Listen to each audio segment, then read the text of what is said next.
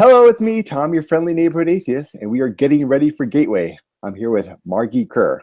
And you know all about fear. In fact, you are one of the very few people that's going to be at this conference that my daughter is actually interested in. And you was actually pretty good timing because we've been going to Six Flags, and I've been trying to get her on the roller coaster, and she's terrified of the roller coasters. And I've been using you as a source to get her over that fear. And because she always asks me, why are they all screaming on the roller coaster? It's like because they like to be, because it's exciting. They like to be afraid. It's part of the fun. Exactly. And she's like, but I don't like to be afraid. Like, well, it's so now that she's been on a few, she now realizes that they're a lot of fun, and it's fun to be scared, not necessarily afraid. Right. Of course, when Fright Fest comes along, that's a whole different story. We get all the killer clowns and zombies. Then she's not so good. Yeah. Anyways, other than fear, what are you best known for? What might people have heard of you about? Well, I wrote a book that was published just about a year ago, and it just came out in paperback called Scream: Chilling Adventures in the Science of Fear. And it's all about how and why we like to engage with scary and thrilling material. My background is in sociology, so I have my PhD from the University of Pittsburgh, and I've been researching fear and just emotions in general for the past 10 years or so, and before that working in medical sociology of health and illness.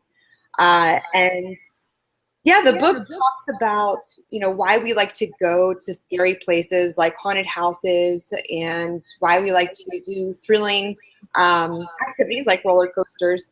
So I get into a little bit of the science behind it, and also some of the history, why some sites are drawing people to them, why we want to go to abandoned prisons or asylums, and just kind of how we can, grow through doing scary things under certain circumstances, of course. So yeah, I'm excited to speak at the conference on some of the reasons why people might think they've had a paranormal experience. So looking at what's happening in the body, what's happening in the environment that might lead people to feel like they've seen a ghost or had some sort of, paranormal, supernatural experience. Yeah. Now, I know that you gave a talk at the last Skepticon. Have you spoken at many conferences of this type? No, Skepticon was my first, and so I'm excited to get more into this community because I had a really good time, and everyone I spoke with, I just had so much in common with, and such meaningful, intellectual, insightful conversation. So it was really a good experience for me, and I'm looking forward to getting to know more people, and just hear what other people have to say, because there were some great talks around social justice and inclusivity, and just really thoughtful conversations. Yeah, these conferences are a lot of fun, especially once you go to one and you see kind of the crowd that goes to these. You'll see a lot of the same faces, and it's like seeing old friends. It's a great time. Yeah, I'm looking forward to it. So you want to give us a taste of what your talk will be about this time?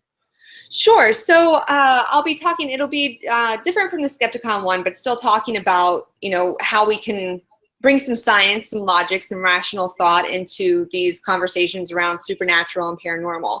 And I'll be looking at things in the environment that can distort our perception of reality, and then things in our own past, our own experiences that can really shape the way that we see the world and what we see in the world. So kind of tackling it from a physiological perspective, psychological perspective, and then just the environmental aspect too, and a little bit of history. I think that the history of the places that people go to, and the history of the places where people report these experiences is really important, because it often is directly connected to what has happened there. So I bring in some research on the power of place, which in sociology has a broad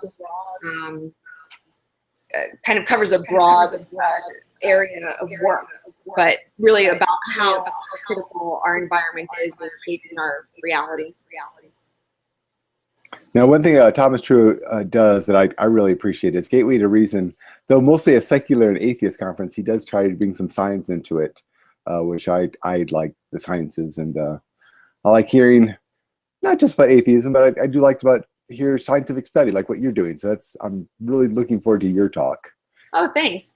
Yeah, I have been working with a cognitive neuroscientist at Pitt, and together we've done research over the past, gosh, it's almost been 4 years, but collecting different types of data, both self-report and physiological data on what's happening in people's bodies in these intense emotional experiences. And it is fascinating because, you know, our reality is constructed from all of this sensory input that's coming from the outside, but also from our thoughts. So getting into the constructed nature of reality is really interesting to see how powerful our brain is dictating. Yes, I often have conversations with people in regards to reality and how the reality that they think their experience is not necessarily the reality that actually is going on. But, right. It's very personal. Yeah, and a lot of people find that even that idea threatening or scary and kind of react against it. And I find it really motivating and empowering. Wow, I can just keep bringing in more information and, you know, have a little bit more say over my world and my life than I think a lot of people like to realize they have, at least internally. I mean, you know, it's a big world out there. Yeah, yes, it is. Now, Gateway to Reason is going to be in St. Louis, July 28th, 30th. It's a nice, long, 3-day conference, and there's going to be a ton of speakers there. Is there anybody that you're looking forward to seeing? I haven't had a chance to go through the entire speaker list yet. So I am looking forward to doing that. It's on my list to go through and see, you know, everybody who's speaking and make sure that I am there so I can hear them. But I haven't had a chance to look at everybody yet. Yeah, that's one thing I do. I've utilized Facebook, and I reached out to you before Skepticon when I thought I was going to actually make it there. Just so I know that hopefully the people, when I see them there, will at least, you know, recognize me. It's nice to know people, if virtually. Right. Yeah. Yep. Well, I really appreciate you taking the time talking to me today. Thank you. I'm looking forward to your talk especially because, like I mentioned to you earlier, most of these people I've already seen talk several times. Though Matt Dillahunty, I always look forward to him because his talk is always different.